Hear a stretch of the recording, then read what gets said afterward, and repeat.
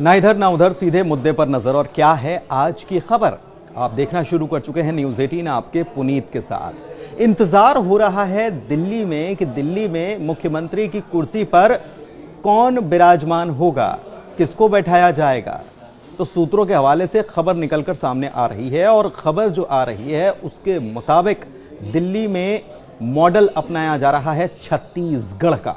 जी हां, बीजेपी दिल्ली में छत्तीसगढ़ का मॉडल अपना सकती है और इसके तहत एक मुख्यमंत्री और 2 उप मुख्यमंत्री बनाए जा सकते हैं। जो जानकारियां निकलकर सामने आ रही हैं, ऐसा हो सकता है जब छत्तीसगढ़ में जिस तरीके का मॉडल अपनाया गया या ओडिशा में या फिर मध्य प्रदेश में या फिर राजस्थान में जिस तरीके का चौंकाने वाला फैसला बीजेपी ने किया है, वैसा ही चौंकाने वाला फैसला दिल्ली में भी लिया जा सकता है। और जो सूत्रों के हवाले से खबर निकलकर सामने आ रही है उसके मुताबिक मुख्यमंत्री के तौर पर सरदार चेहरा नजर आ सकता है। हो सकता है कि पहली बार जीता हुआ उम्मीदवार भी मुख्यमंत्री के तौर पर यहां पर स्थापित कर दिया जाए, उनको कुर्सी पर बैठा दिया जाए। इसके अलावा 2 उप मुख्यमंत्री बनाने की खबर निकलकर सामने आ रही है और इसमें भी आपको बता दें कि एक तो दलित वर्ग से उप मुख्यमंत्री बनाया जा सकता है और एक सवर्ण वर्ग से उप मुख्यमंत्री बनाया जा सकता है। इसके पीछे कारण क्या है, क्यों ये बीजेपी ऐसा फैसला ले सकती है? बहुत सारे फैक्टर्स इसके पीछे काम कर रहे हैं। कौन कौन से फैक्टर्स काम कर रहे हैं ये हम आपको बताते हैं। दरअसल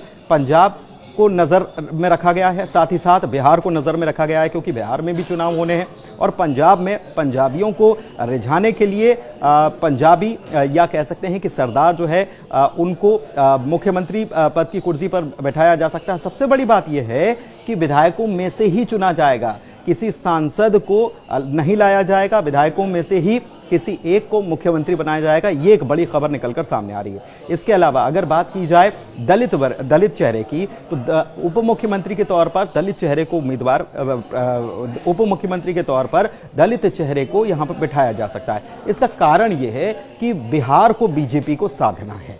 बिहार को बीजेपी कैसे साध रही है? दरअसल ओबीसी के तौर पर नीतीश कुमार तो चेहरा है ही और सवर्ण के तौर पर बीजेपी के पास चेहरा है, लेकिन दलित वोटर्स को साधने के लिए, क्योंकि ये ही वोटर्स जो हैं ये कांग्रेस या आरजेडी इनका जो गठबंधन है इसके साथ न जाएं, इसको साधने के लिए बीजेपी की तरफ से यह फैसला लिया जा सकता है, जो कि दिल्ली के लिए फैसला होगा लेकिन यह काम करेगा बिहार के लिए भी, बिहार चुनाव में भी काम करेगा। और इस लिहाज से एक चेहरा उप मुख्यमंत्री के तौर पर दलित का हो सकता है। दूसरी तरफ दिल्ली की जनता को भी खुश रखने के लिए यह खबर निकलकर सामने आ रही है कि एक सवर्ण चेहरा उप मुख्यमंत्री के तौर पर दिल्ली में और दिया जा सकता है। यानी कि फॉर्मूला आपको याद होगा, छत्तीसगढ़ में भी बीजेपी ने ऐसे ही चौंकाने वाला काम किया था। 2 उप मुख्यमंत्री बनाए गए और 1 मुख्यमंत्री बनाया गया। वहीं ओडिशा में भी ऐसा ही कुछ हुआ। इसके अलावा ओडिशा में तो जो जीत दर्ज की बीजेपी ने, अप्रत्याशित जीत थी और बीजेपी काफी उत्साहित थी और बीजेपी ने अचानक से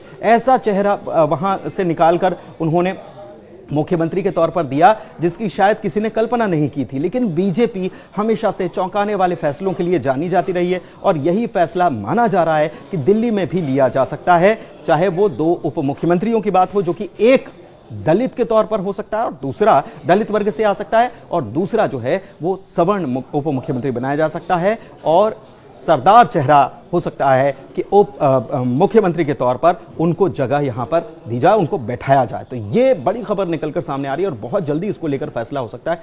सबसे बड़ी बात हम आपको ये बता दें कि इसमें ऐसा कुछ भी फॉर्मूला नहीं है कि बीजेपी किसी बड़े चेहरे को ही यहां पर मैदान में रखे या बड़े चेहरे को ही कुर्सी पर बैठाए, बल्कि पहली बार का विधायक भी मुख्यमंत्री की कुर्सी पर काबिज हो सकता है।